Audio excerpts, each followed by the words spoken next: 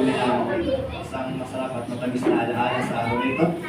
na may basbas sa pamamagitan ng panalangin. Tayo po lahat ay magsiyukod, iyuko natin ang ating mga ulo, ipikit yung ating mga mata bilang pagsukat at pagtawag natin sa Ama sa Langit. Muli, Aba Yahweh, maraming salamat po sa araw na ito na inyo pong ipinagkaloob sa aming lahat, na kami ay nagkaroon ng pagkakataon na magkasama-sama sa ika-13 anibersaryo na pagdiriwang dito sa lugar ng Tabib sa pamumuno ng aming mahal na Elder Nilo Taday Ama, kasama ang kanyang mga magigiting na mga tagasunod na leaders, deacons, sa lahat ng kapatiran na bumubo sa lugar na ito, Aba Yahweh. Ama, sa araw na ito, maraming salamat po sa kabutihan mo na ibinigay niyo sa amin lahat,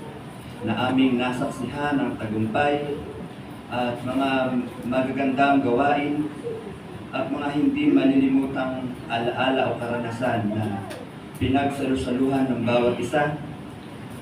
sa nagdaang buong isang taon naman, na ngayon ay aming naramdaman at narinig ang lahat ng salita na naniniwala kami, Aba Yahweh, na ito ay makakatulong sa amin, na magbibigay ng kalakasan sa amin upang harapin namin ng buong tapang ang lahat ng hamon sa buhay pa na aming haharapin naman sa darating na taon. Nanawa, Aba Yahweh, kayo punawa ang siyang laging magbigay sa aming mga puso at isipan ng paalaala kung paano at ano ang dapat namin gawin sa araw at oras na kami ay may haharapin at hinaharap na mabibigat at malalaking hamon sa buhay. Ama, maraming salamat sa kabutihan mo na ipinakilala mo sa amin ng bawat isa, ang mga mahal na leaders na nagbibigay ng gabay at kalakasan, kasiglahan at katatagan sa buhay ng bawat isa na sumasampalataya sa iyo, Ama. Ama, muli sa araw at oras na ito, ipagdulog niyo panawa sa amin ang basbas,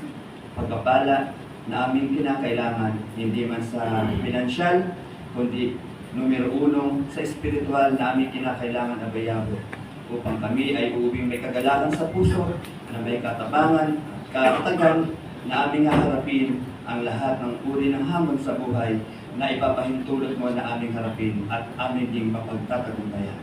Ama, muli sa oras na ito, pinupuri at pinapasalamatan namin at ibinabalik namin sa iyo ang pasasalamat, kabutihan na pinagkaloob niyo po sa amin sa araw at sa oras nito. Ito pang aming dalangin, samo at pasasalamat sa pangalan ng aming tagapagligtas, Yeshua HaMashiach. Hallelujah.